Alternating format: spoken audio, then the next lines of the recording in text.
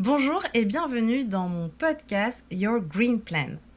Ce podcast a pour objectif de créer un espace de discussion autour de mon sujet de prédilection, la durabilité.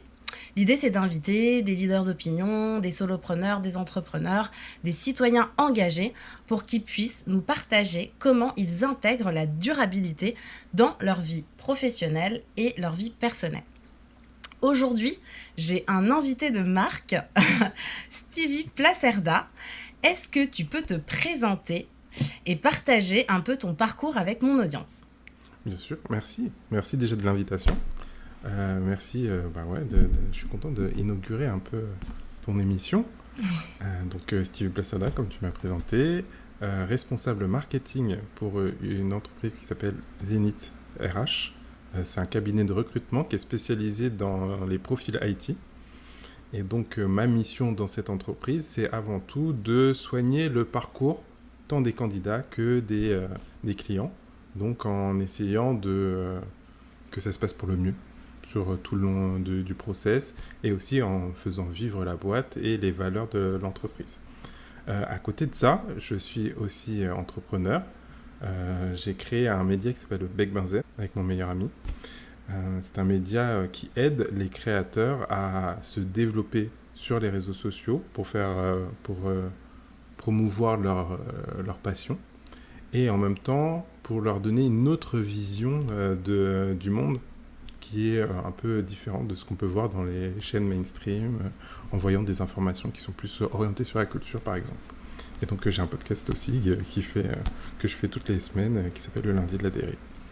En termes de parcours, moi c'est assez éclectique parce que je suis beaucoup plus concentré sur acquérir des compétences que avoir une grande liste d'études.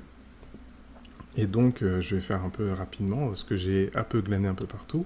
Donc j'ai fait un BTS informatique de gestion pour apprendre à gérer des projets, et à avoir des compétences techniques, tu vois, pour comprendre le milieu de la technologie, l'informatique, le code. J'ai fait de lettres modernes parce que je voulais apprendre à écrire, à savoir comment chercher et à synthétiser aussi. Et ensuite, et c'est là qu'on s'est rencontrés, j'ai fait la Rocket School. Pour apprendre le marketing, apprendre les techniques de growth, savoir vendre aussi, savoir exprimer et aider les autres à s'exprimer. Et enfin, ça c'est un peu par hasard, je suis tombé dans le recrutement, parce que j'ai bossé à l'école du recrutement. Et donc ça m'a permis d'avoir un bagage de plein de choses différentes qui ont fait un peu mon parcours pro. Voilà.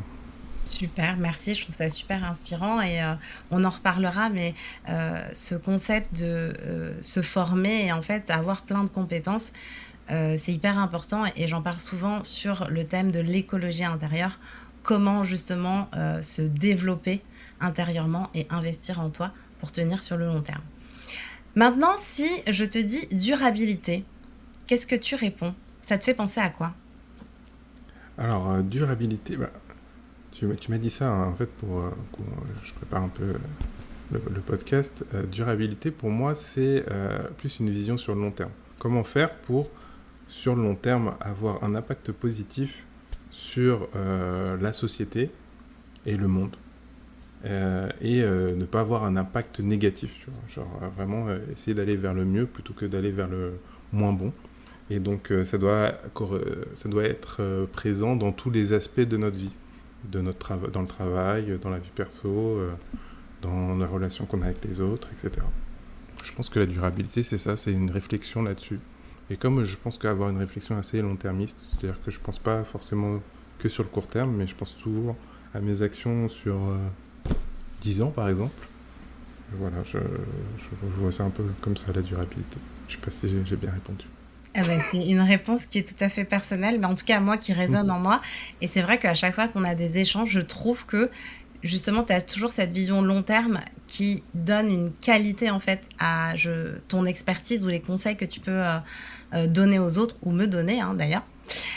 Super. Et alors, comment toi, tu intègres dans ton activité aujourd'hui la durabilité? Est-ce que tu pourrais nous donner un exemple? Bien sûr. Alors, je vais te donner d'abord un exemple dans dans mon entreprise actuelle, là où je suis donc responsable marketing. Je réfléchis énormément à comment réfléchir l'image de la marque, donc les valeurs de la marque, mais sur le long terme. Donc, que la façon dont on va communiquer, dont on va construire nos échanges avec les gens, avec euh, les responsabilités qu'on a, donc envers les clients qu'on choisit, les clients qui nous choisissent, donc ce qu'on renvoie et ce qu'on va ramener vers nous, soit toujours en équilibre et aussi avec un impact, comme je disais, positif. Donc c'est avoir un peu un choix en termes de clients, de façon de parler, de communiquer, de faire attention à des détails que personne ne... Ouais, je sais pas, je sais que là, par exemple, on a créé des avatars pour, euh, pour communiquer un peu ce que fait l'entreprise. Et j'ai essayé de réfléchir à ce qu'il y ait une certaine diversité en tant qu'homme, femme, les ethnies, les choses comme ça. Et je trouve que c'est important et voilà. Ouais, je pense que c'est un exemple qui me parle pas mal. En tant qu'entrepreneur, c'est dans le choix des sujets dont on parle. Je sais que quand je construis mon émission, j'essaie toujours de donner un horizon qui est assez positif. Donc positif, qu'on parle des choses qui sont intéressantes. Tu vois, par exemple, on parle jamais de politique, on parle jamais de choses qui sont un peu anxiogènes. Et on essaie de trouver un moyen d'être bienveillant dans l'approche qu'on a. Donc on va pas descendre les gens, on va essayer de mettre en avant les choses qui sont positives, qui sont pas forcément faciles à communiquer parce que souvent les gens sont beaucoup plus intéressés par les trucs négatifs que les trucs positifs. Mais tu vois, du coup, on essaie de marketer ce qui est positif et de trouver une façon de le propager. Et donc, c'est un peu ma façon de marquer mon empreinte. Et je trouve que toi, tu le fais aussi très bien. Tu vois, genre, je pense à ça comme ça, mais c'est vrai que c'est un C'est peu gentil. un truc que tu fais souvent. Tu vois, genre, je vois sur LinkedIn, c'est toujours hyper positif, good vibe. Euh, Même si tu montres des choses qui sont importantes, c'est toujours d'avoir ce côté bienveillant. Tout à fait. Ben, en fait, ça fait partie aussi un petit peu justement des socles en grosse marketing durable. Et je trouve ça hyper intéressant quand tu parlais des avatars et de montrer un peu une diversité, puisque en fait tout ce qui est inclusivité, ça pareil, hein, ça fait partie des socles Mm. dans le gros marketing durable, hein, l'inclusivité dans ta communication, dans ta stratégie et tout. Donc super les exemples que tu nous proposes. J'aime beaucoup cette construction d'une communication positive aussi. Mais alors maintenant, quand tu as mis tout ça en place, comment tu mesures en fait l'impact que ça peut avoir? Justement, toi qui es quand même aussi spécialiste en grosse, Mm. comment tu mesures ça? Je sais que c'est très important dans nos métiers. Alors, j'ai différents KPI, mais je sais que nous, on fonctionne beaucoup au feedback. Euh, c'est super important d'avoir des feedbacks qui sont conséquents et réguliers. Donc, pour avoir un retour sur l'approche que les gens ont de nous, tu vois, c'est pas forcément dire oui, bah, attends, j'ai eu tant de clients, mais c'est l'image qu'on renvoie et quelle est l'impression que tu as de nous à tant de temps donné. Tu vois, genre là, c'est la rentrée. Je sais que dans un mois, on va faire un feedback des gens qui nous suivent énormément, des gens qui nous suivent un peu moins, qui viennent de nous découvrir, et on va essayer de tout englober pour comprendre l'image qui résonne chez les gens. Et, euh, et oui, et je pense que ouais, ça c'est un des gros piliers qu'on a en termes de visibilité de communication. En termes d'autres KPI, je t'avoue que là, j'ai pas trop réfléchi à ce qui est le plus pertinent. Je sais qu'en termes de clients, ouais, on regarde beaucoup les types de clients qu'on a, tu vois, pour voir quel impact ça donne, tu vois, genre qui on aide, comment on les aide, et est-ce que c'est les bonnes personnes qu'on aide. Enfin, après, c'est un peu un jugement, c'est bizarre de dire comme ça, mais tu sais, c'est d'avoir un peu un choix un peu arbitraire de ce qui se passe. et Bien de sûr. ce qu'on a comme impact. Bah, après, je pense que c'est aussi, un trait marketing, c'est-à-dire, Mhm.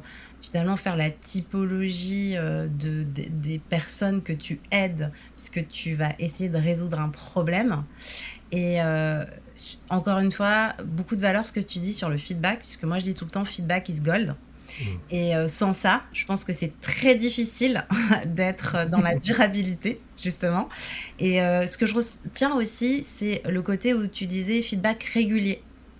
Parce que ça, c'est pareil. Ça, de mon point de vue, en tout cas, agit vraiment sur ta durabilité.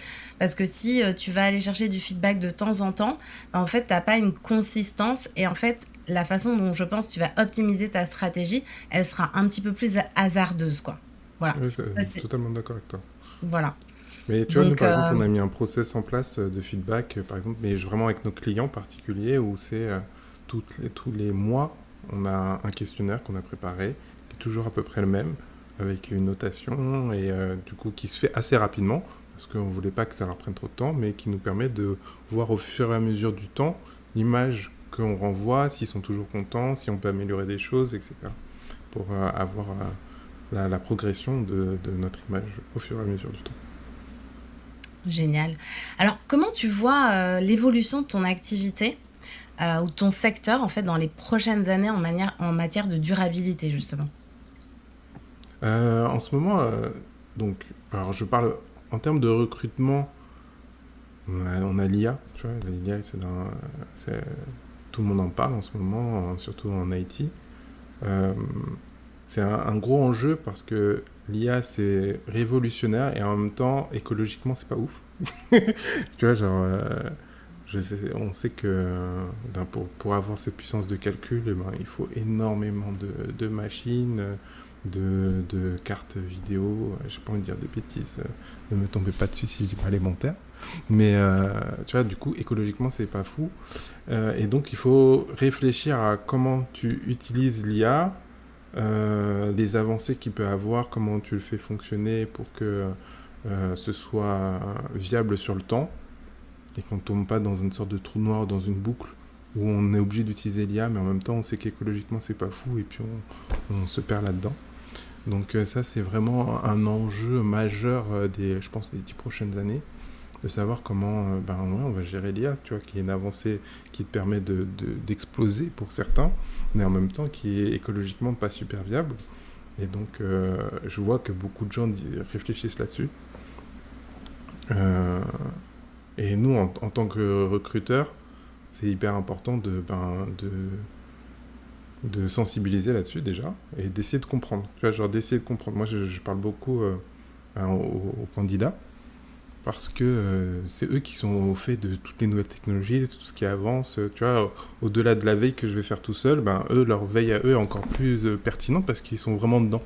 Et donc, ils peuvent nous guider sur les meilleures décisions à prendre pour plus tard. Ils sont assez visionnaires là-dessus. Ouais, super intéressant. C'est vrai, hein, l'IA est partout, dans tout maintenant. Et c'est vrai qu'on parle ben, souvent des avancées, mais peut-être pas assez de son impact au niveau de l'environnement, qui n'est pas à négliger. Et donc, comme tu dis, il faut l'utiliser de manière raisonnée et l'utiliser de manière à justement, ça nous aide et pas l'inverse. Donc, hyper Exactement. intéressant. Euh, Si on parle justement de l'impact sociétal, environnemental, euh, est-ce que tu vois comment ton activité, elle peut influencer justement positivement au niveau environnement, au niveau social, à une échelle qui peut être locale ou globale, dans justement ces métiers du recrutement? Hum, ouais. Nous, je t'ai parlé du choix des clients. Je sais que souvent il y a des discussions là-dessus. Tu vois, genre, est-ce que on peut aider toutes les boîtes à recruter? Comment recruter? Est-ce que on doit réfléchir sur des jobs qui sont pérennes? Tu vois, genre, est-ce qu'on doit leur dire, ok, oui, je veux recruter pour 2 mois et puis après c'est basta. Et donc en fait, c'est comme si les gens étaient de la fast je sais plus comment on appelle ça, fast, Fast fast recruiting, consommation. Fast recruiting, ouais, c'est un super fast terme. hiring. Mais On c'est a la ça, tu fast vois. fashion, Ouais, fast fast fashion, c'est recruiting, ça que je cherche. fast... Chercher ça, fast fashion. Et donc, et essayer de créer une relation durable. Donc, relation sur le long terme, tant avec les clients qu'avec les candidats. Donc, c'est pour ça que je parlais beaucoup du parcours au début. C'est que créer un beau parcours, un bon parcours candidat ou client, c'est renforcer la relation que tu as avec eux et donc permettre de construire sur le long terme et donc de permettre par exemple aux candidats de monter en compétences et donc de viser des postes de plus en plus intéressants. Et ça permet aussi aux clients de créer une confiance qui va nous permettre aussi de le proposer plus facilement des candidats qui peuvent être plus atypiques parce qu'il nous fait confiance et il sait qu'on ne va pas lui proposer n'importe quoi. Et ça, c'est un peu une réflexion, bah, comme je le dis, sur le long terme, de la relation qu'on fait dans notre secteur, dans le recrutement et aussi dans l'éducation autour du recrutement. Alors, l'éducation autour du recrutement, moi, comme ça, hein, il y a plein de questions qui arrivent. C'est, est-ce qu'aujourd'hui, il n'y a pas une nouvelle manière de recruter? Alors, je pense pas. Alors, moi, D'accord. je suis très catégorique là-dessus et je pense que c'est les souvenirs de l'école du recrutement, mais je pense pas qu'il y ait de nouvelles façons de recruter. On a toujours l'impression qu'il y a des nouvelles choses qui arrivent, Mhm. mais pour moi, c'est juste de l'optimisation. En D'accord. vrai, la façon de recruter, elle n'a pas tant évolué que ça euh, depuis des milliers d'années, je veux dire, même, tu vois. C'est juste que maintenant, on va beaucoup plus réfléchir à tu vois, je sais que par exemple, il y a deux écoles dans le recrutement qui sont très omniprésentes et dont tout le monde parle, c'est le recrutement au feeling, tu vois, genre comme si le recruteur, il pouvait sentir si c'était la bonne personne ou pas. Et puis, tu as le recrutement un peu plus dans l'analyse, donc avec un recrutement structuré, où tu vas avoir une batterie de questions qui est établie, qui va être pour chaque personne la même, et qui va te permettre d'avoir un jugement très précis sur bah, si cette personne est adaptée pour ce poste-là ou pas. Moi, je suis plus recrutement structuré. Euh, je pense pas que c'est des choses qui viennent d'arriver. Mhm. C'est juste qu'on se donne plus les moyens de les construire, de les améliorer et ouais, de les adapter à aux enjeux actuels, quoi. Mais je trouve pas que y a des nouvelles techniques, tu vois. Et je pense Ok. que c'est dangereux, justement, on parle de durabilité, mais je pense que c'est dangereux de toujours penser qu'il y a un nouveau truc, un nouveau machin, enfin, comme si on allait trouver la nouvelle façon de faire. Euh, Souvent, je sais qu'on me disait que c'est étrange d'avoir plus confiance en un truc qui existe depuis un mois qu'un truc qui a fait ses preuves depuis, je sais pas, 100 ans, tu vois. Ouais. Et est-ce que dans ton secteur, on parle de durabilité? Est-ce que tu as l'impression que, il y a quand même une vraie prise de conscience aujourd'hui ou pas tant que ça? Dans l'IT, ouais, je pense les gens font de plus en plus attention parce que ben, c'est souvent ben, les métiers technologiques qui sont taclés quand tu parles de problèmes écologiques, surtout avec les GAFAM. Tu vois, genre on dit toujours oui, ben, ils essaient toujours de faire de l'hyper-croissance, quitte à mettre des gens de côté ou l'écologie ou, tu vois, ou l'environnement. Donc c'est des enjeux qui sont un peu dans toutes les bouches. On n'en fait jamais assez. Je pense qu'on n'en fait jamais assez. Mais non, je pense que c'est un vrai enjeu, c'est une vraie discussion. Maintenant, est-ce que les gens s'y mettent vraiment? Je sais pas. Je sais pas, je pourrais pas dire. Je suis pas dans les petits papiers. Alors justement, Ouais. comme on n'est pas dans les petits papiers, on va rester sur toi. Toi, ce que tu peux faire. Mhm. Et justement, quel conseil tu donnerais à quelqu'un qui voudrait intégrer plus de durabilité dans son activité professionnelle? J'aime beaucoup parler bah, de long terme. Tu vois, souvent on te dit de réfléchir sur 3, 6 mois, un an. Tu sais, c'est un peu les règles qu'on dit souvent. Et moi, j'aime bien avoir un cap. C'est-à-dire un cap sur 10 ans. Tu vois, je vais me dire, dans 10 ans, où est-ce que j'aimerais bien aller? Je pense que c'est super important de se donner des objectifs. Pas forcément qu'on va atteindre, mais c'est pour ça que je parle de cap. Euh, pour se dire, ok, moi j'aimerais bien que mon entreprise elle soit, je sais pas, complètement, je sais pas, les objectifs que tu aimerais atteindre. Je pense pas que c'est, faut toujours se dire qu'on va les atteindre, mais qu'on aimerait atteindre. Et donc, par exemple, je te donne l'exemple de zéro papier ou je sais pas. Nous, je sais que dans la boîte, on essaie de faire du Made in France pour éviter la circulation de produits et que, ben voilà, on prenne des trucs dans d'autres pays, quoi. Euh, donc, tu vois, genre, il y a des réflexions comme ça. Ouais, c'est ça, réfléchir sur le long terme à des objectifs et essayer de les atteindre quotidiennement et pas juste se dire, bon, bah, je réfléchis sur 3 mois, c'est pas grave, toujours que ce soit en tête, quoi. Mm, super. Et donc pour toi, les premiers pas justement pour rendre une activité plus durable, c'est ça?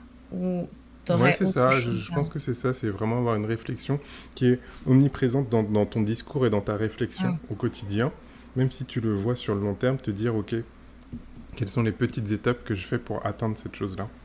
Et pour y arriver, et je te dis, pour y arriver dans 10 ans, mais après je dis 10 ans, mais ça peut être beaucoup moins, mais c'est ce truc-là de se dire, ok, qu'est-ce que je fais petit à petit pour arriver à ce niveau-là. ok. Maintenant, si je te dis durabilité et que je te demande 3 mots, qu'est-ce que tu dis? Ton nuage de mots autour de la Oh, durabilité, ce serait quoi? durabilité, je te dis je te dis 3 mots. Je dirais avenir. Euh, alors, bizarre, mais enfant. Tu vois, génération ou enfant. Et bon, après, ça fait 3 mots. Je pense, ouais, enfant et environnement, ouais. Environnement. Super.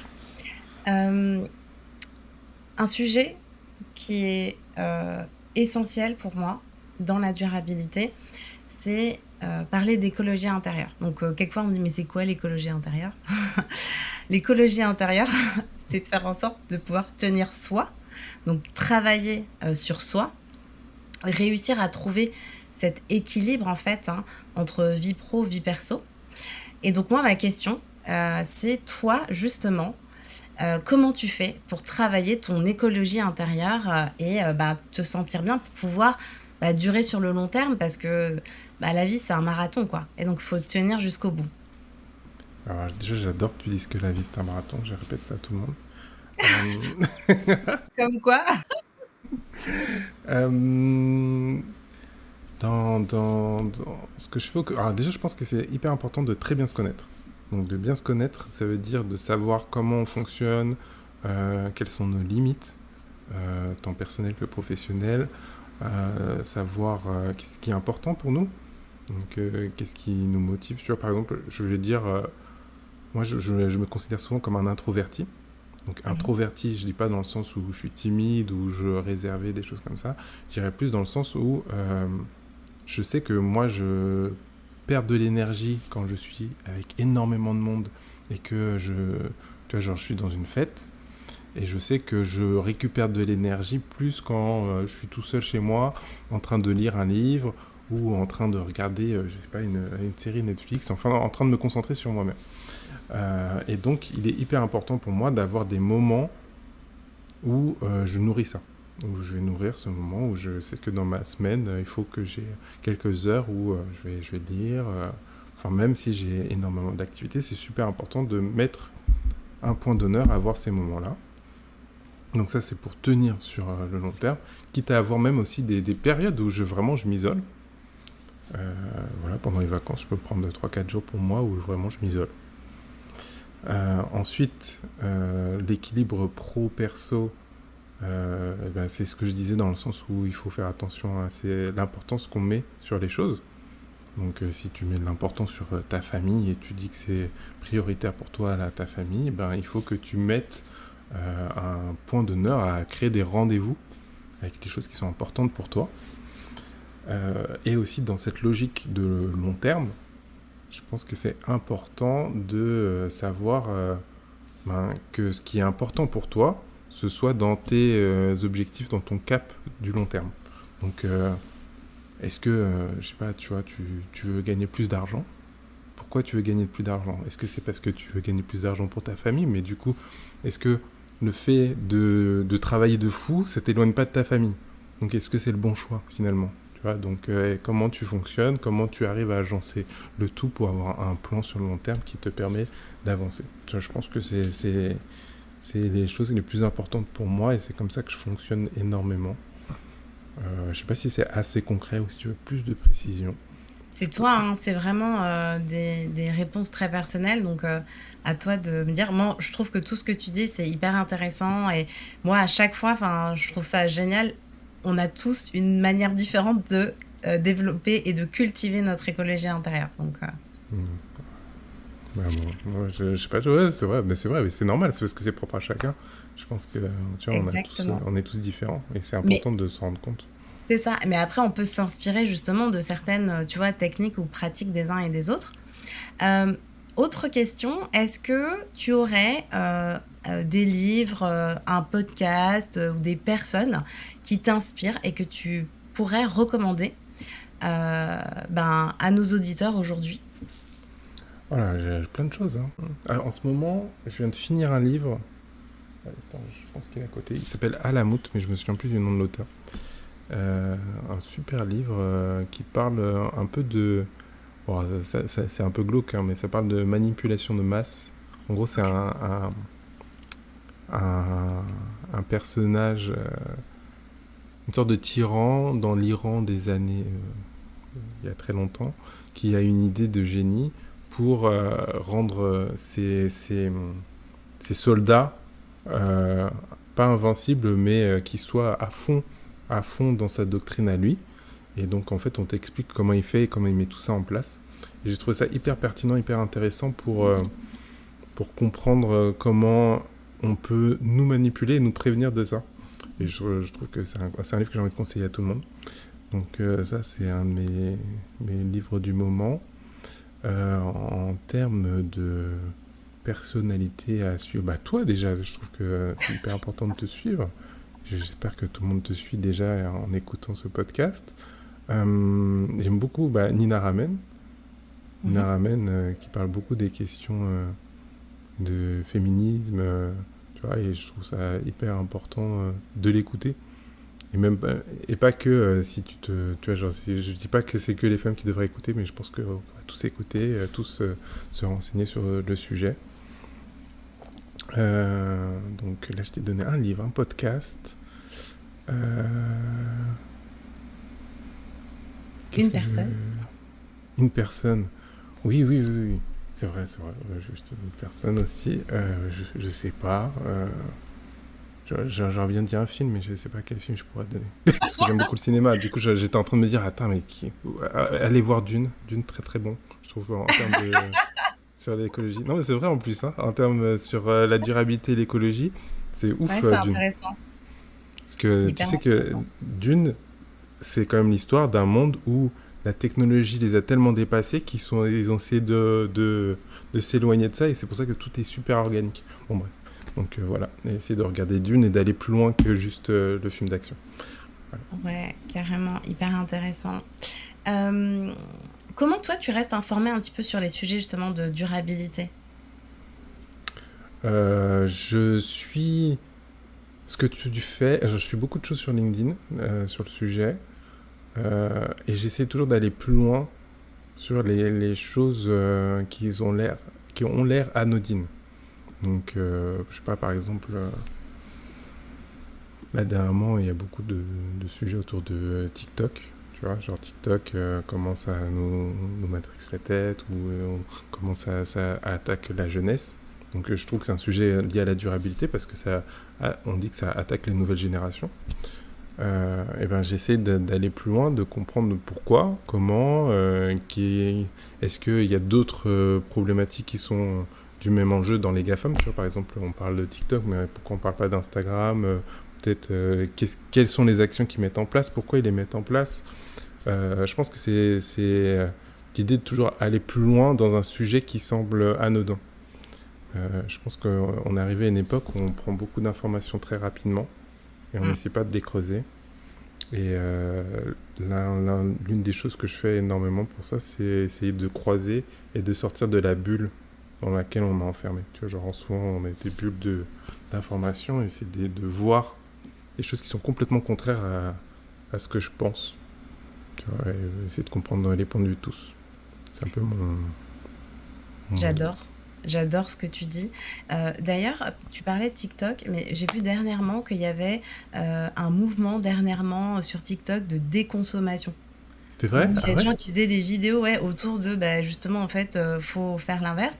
Et ça me fait aussi penser, dernièrement, je me baladais à Paris et je tombe dans un magasin dont je ne citerai pas le nom, sur un appareil photo jetable.